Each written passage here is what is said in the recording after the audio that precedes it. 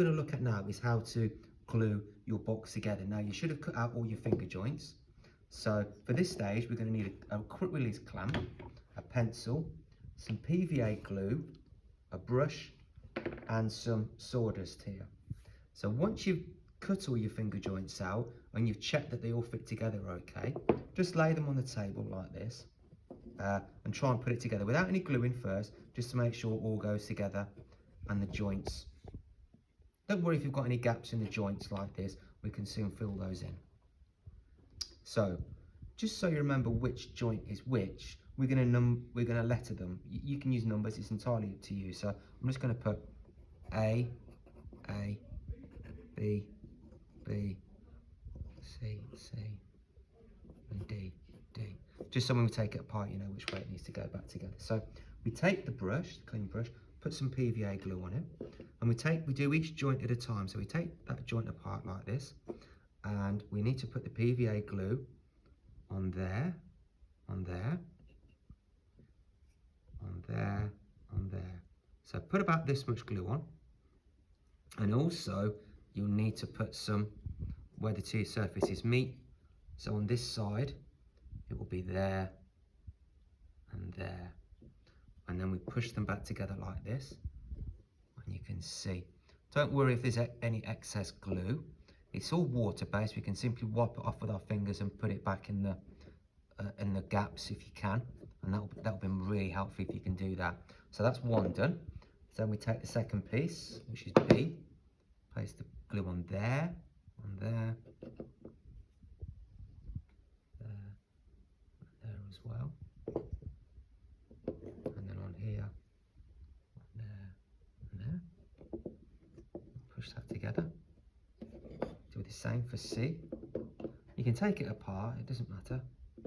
The glue takes about 12 hours to dry, so it's not going to glue in the time it takes you to put all the glue on. So put that there, and then I can still take D out. That won't be wet, dry, sorry.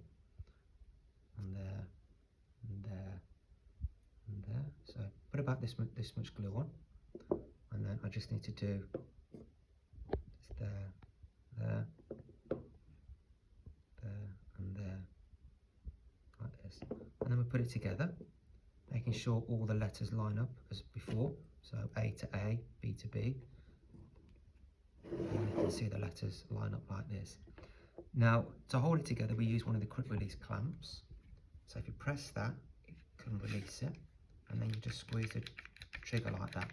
We only need one, and we can just put it across these two surfaces here. So making sure it's all nice and straight, clamp it together, and then just squeeze it gently. Just making sure. As you squeeze it, some of the glue will come out. Like I said, it's all water-based. It's not going to hurt your hands or anything like that. But what we want to try and do is any gaps that you've got, try and fill it full of glue, because that's going to help for the next process. So like this. So any excess glue in the grooves in the inside, wipe it out with your finger. This will all wash off in the sink. Like this.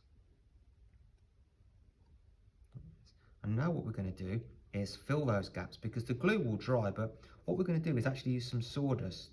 And the sawdust is exactly the same wood as you've used. So what we have to do is take it and actually push it really hard into the little grooves that you've got. So where the PVA glue is, just rub it in like this, your fingers like this, sprinkle some on.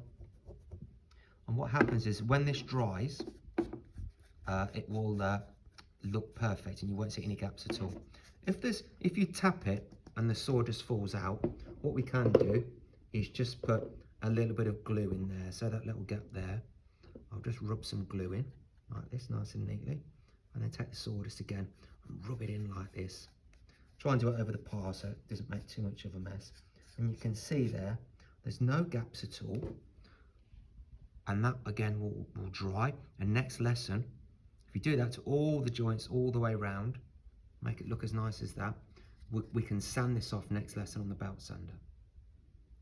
After you've finished all this sawdust here, you can just take a little dustpan and brush, and we can sweep it up into there like that, and then just put it back in the pile for the next string to use.